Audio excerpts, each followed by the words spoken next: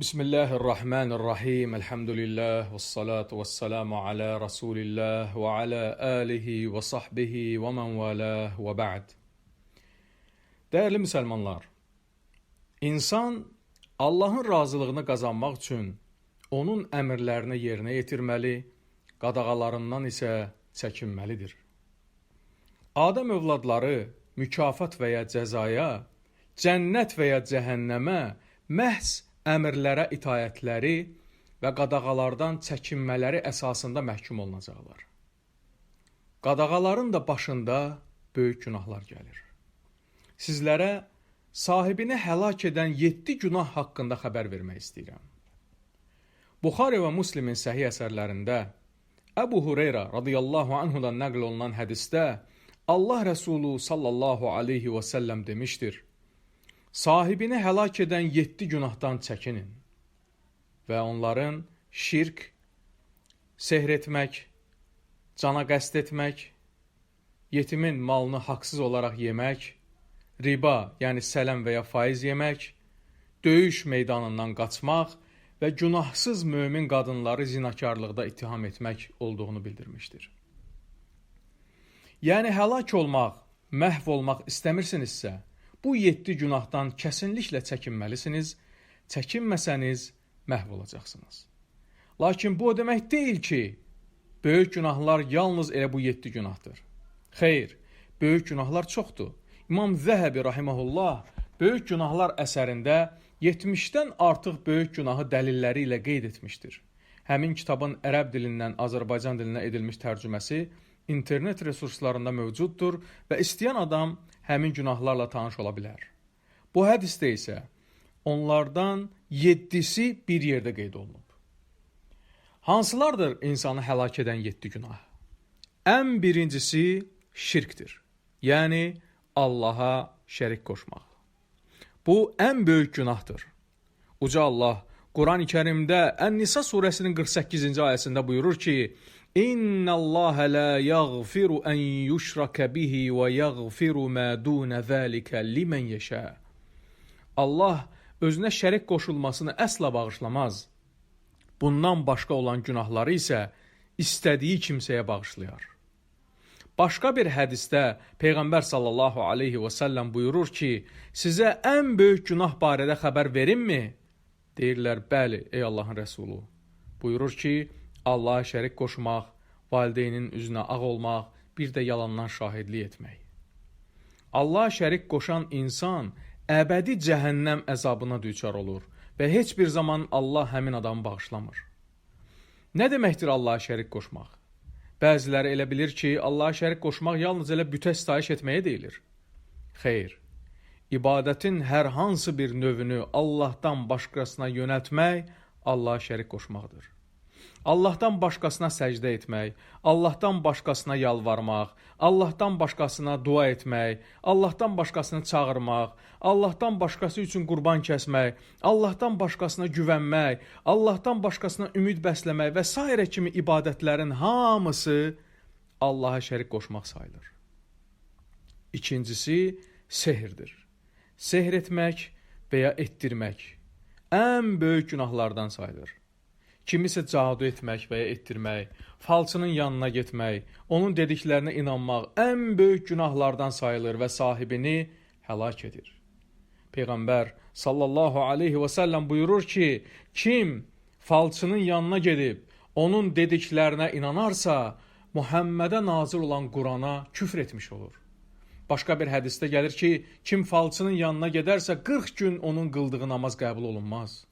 Ona görə də buna bənzər böyük günahlardan çəkinmək lazımdır. Üçüncüsü, cana qəsd etmək, yəni onu öldürməkdir. Yəni bir insanın başqasını qətlə yetirməsi həlak edici 7 günahdan biridir. İndi təsəvvür edin, bir insanı qətlə yetirmək həlak edici böyük günahlardan sayılır. Görün indi minlərlə, 10 minlərlə, 100 minlərlə, hətta milyonlarla günahsız insanın qətlinə bais olanların halı necə olacaq? Dırnaqarası inkişaf etmiş qərb dövlətlərini baxın nələr ediblər və nələr etməkdədirlər. Özləri də müsəlmanları qəddarlıqda, şiddətdə ittiham edirlər. Halbuki bəşəriyyət tarixinin ən böyük müharibələrini, ən böyük qətliamlarını, ən böyük soyqırımlarını, faciələrini məhz bir çoxlarının heyranlıqla pərəstişkarlıq etdiyi inkişaf etmiş qərb dövlətləri edib və edir. Birinci Dünya müharibəsi 20 milyondan çox adamın ölümünə səbəb oldu. İkinci Dünya müharibəsi də həmçinin 60 milyondan çox insanın ölümünə səbəb oldu. Günümüzədək bu qətliamlar dünyanın müxtəlif yerlərində davam etməkdədir. Həmin qətliamları törədənlər ən ağır şəkildə cəzalandırılmasalar, bu böyük bir ədalətsizlik olar.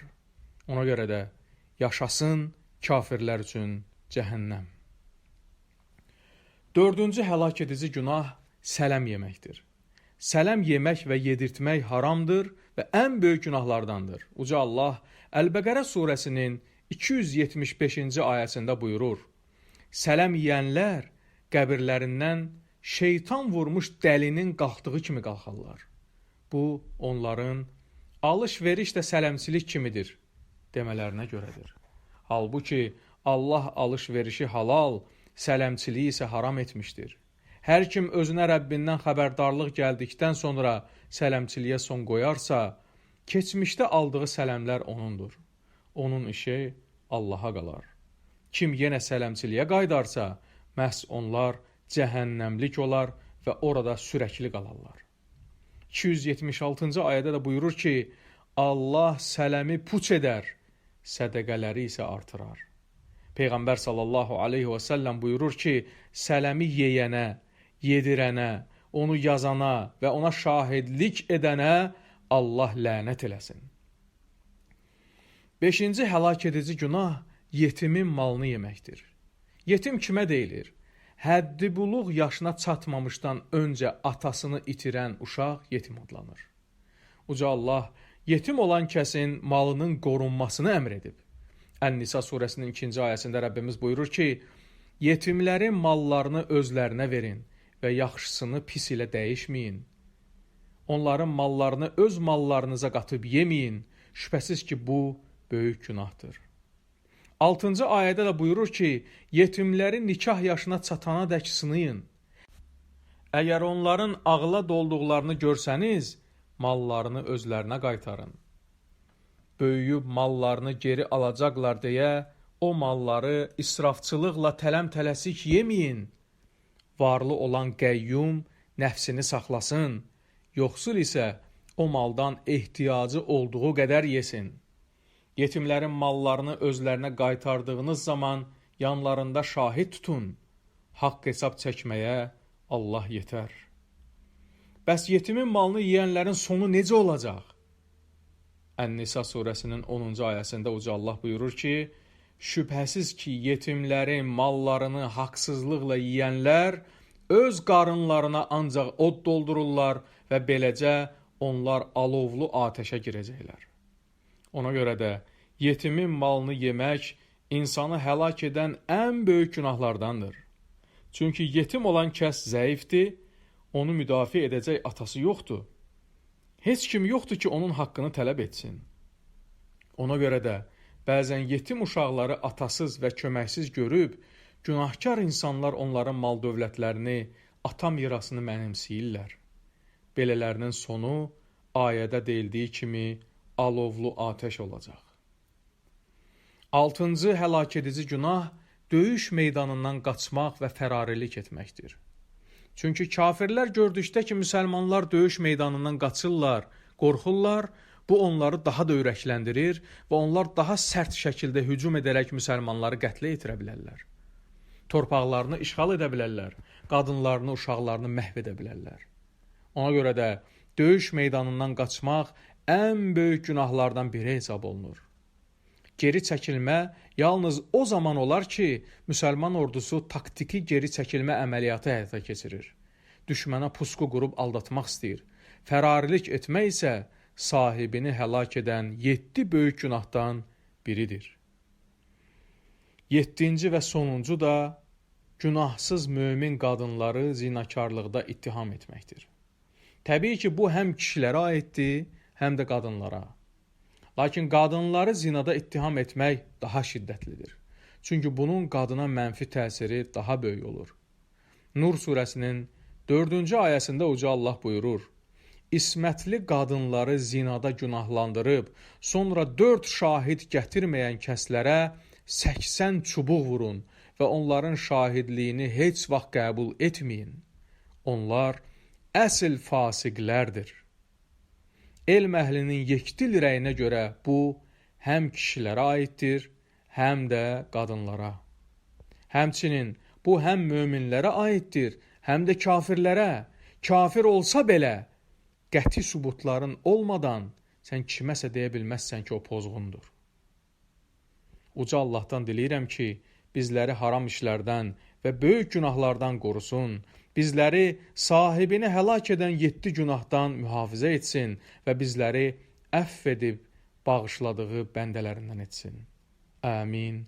Velhamdülillahi Rabbil alemin.